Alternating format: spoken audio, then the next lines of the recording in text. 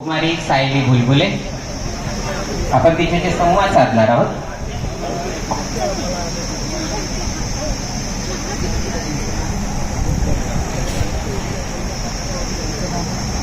सायली, सकाळपासून या वातावरणात आहेस तू, परंतु खरं तर कोणत्या गावून आलीस तू?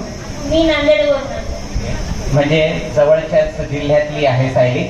सायली, इथे येण्यापूर्वी तुझ्या डोक्यात काय संकल्पना होती? साधारणपणे उपवधूवर परिचय मेळावा, कदाचित हा पहिला मेळावा असावा तुझा.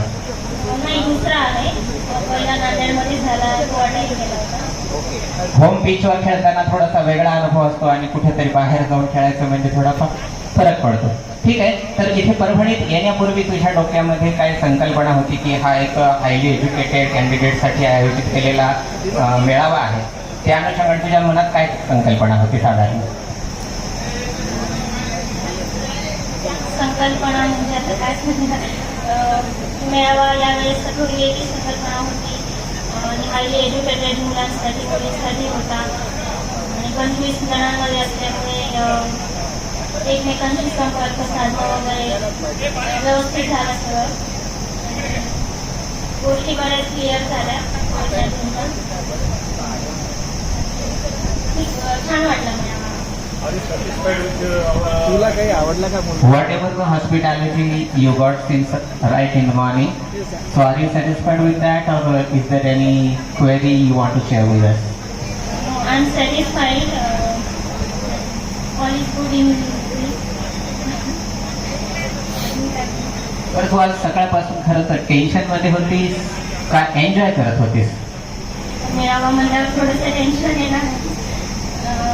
आधी टेन्शन वाटत होतं, पण जसं वेळ गेली, एक दोघांना बोलणं झालं, भेटणं झालं, मग थोडी रिलॅक्स वाटायला. एकंदरीत तुझा आजचा अनुभव छान होता असं म्हणता येईल. ओके, या मेळाव्यामध्ये अनुभव छान होता. आणि पहिल्या मेळाव्यापेक्षा दुसरा मेळावा जो आज या ठिकाणी तू अटेंड केलास त्याचा तुझा अनुभव अधिक छान होता. ठीक आहे, भावसार समाज परभणी आणि हिंगलाज माता ट्रस्ट यांना तू काय संदेश देऊ इच्छिते किंवा काय शुभेच्छा देऊ इच्छिते?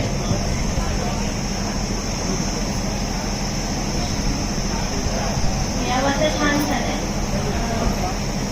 असेच मेळावे कुठले पण व्हावे, म्हणजे गोष्टी सगळ्या क्लिअर होतील आणि मुलं मुलींना पण थोडंसं म्हणजे रिलॅक्स वाटेल अशा पद्धतीचा मेळाव्यामध्ये.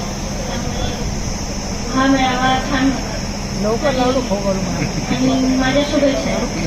थँक्यू बेटा, थँक्यू. तुला सुद्धा लवकरात लवकर आम्हाला लाडू देण्यासाठी हार्दिक हार्दिक शुभेच्छा. Thank you sir, thank you from presentation area.